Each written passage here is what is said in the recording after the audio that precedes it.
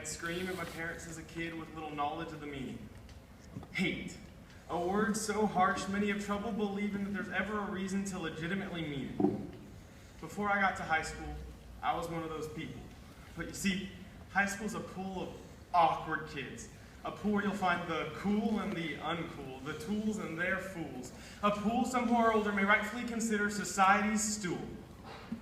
But this thing that I claim to hate isn't found by these high schoolers. No, you see, it finds them.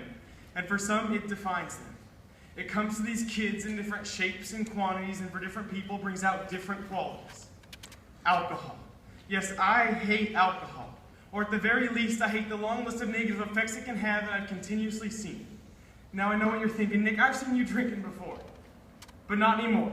Now wait, before any of you are so quick to guess what you expect me to say next, this will not be a list of facts straight from your freshman health textbook. But look, yes, there's plenty to list.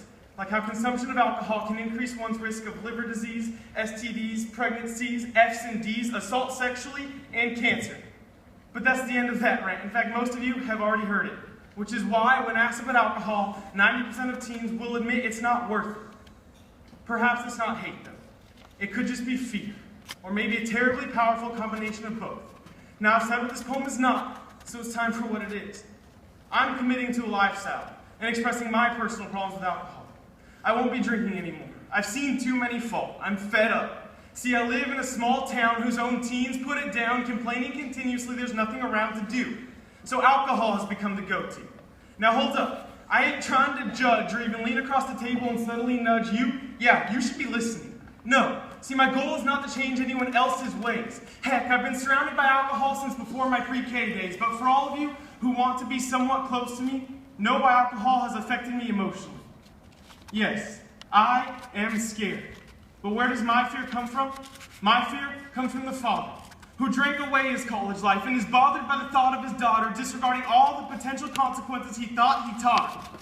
From the teenager, who's turned drinking into a weekly, sometimes nightly habit, but can't even bring it up to people whom he knows care about him because he's that ashamed. From the strife for the pro-life 15-year-old girl from the pro-life family, who can forget that virgin wife she once pictured herself in her mind because she's pregnant, and now forced to under-the-table abort without the support of her wonderful parents. For the mother of two, who has to separate from her third husband because she got tired of the bully he becomes when he gets a few buds in him. Now personally, I've been drunk twice, but those 2 times have made me more wise, and not the false sense of wiser you get from Budweiser, no. I've actually been enlightened, so I continue to be frightened. I'm frightened for the Iraq War veteran, who just wanted to drown out his PTSD, so he went on a drinking spree, but ended up drowning himself in a sea of brandy. For the high school football star, who had all the talent he needed to succeed, but lacked the respect from his teammates he needed to be a leader because he couldn't go a single weekend without a few beers. For the best friend, who, when I'd ask, would put on a mask that said she's changing her ways, but returned to her flask before I even got the chance to turn my back. I fear for the high school boy, who can't help but glance into the past and remember the way he ruined his chance with the girl of his dreams. Who would have thought a couple of shots would have led to him having sex with a girl who was not his girlfriend? And don't forget the 18-year-old man who killed his best friend's little sister driving home drunk. Couldn't live with the fact, downed another bottle of Jack, put his dad's gun in his mouth, and pulled back the trigger. So no, I'm not trying to change anybody, but do not ask me to pitch in any money for your next 5th, or 6th, or 7th. Yes, I know there are worse things in this world than alcohol, but it's alcohol that I've seen affect so many lives. It's alcohol that I've seen wreck so many relationships. So by all means, return to your beloved bottle.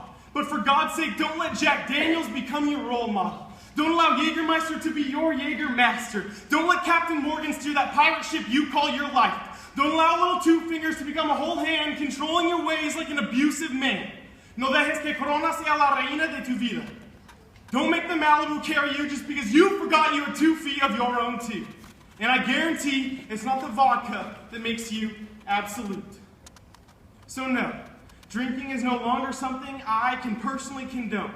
And whether it's hatred or fear or something else to me is still unknown. But whatever it is, alcohol never fails to leave me feeling uneasy.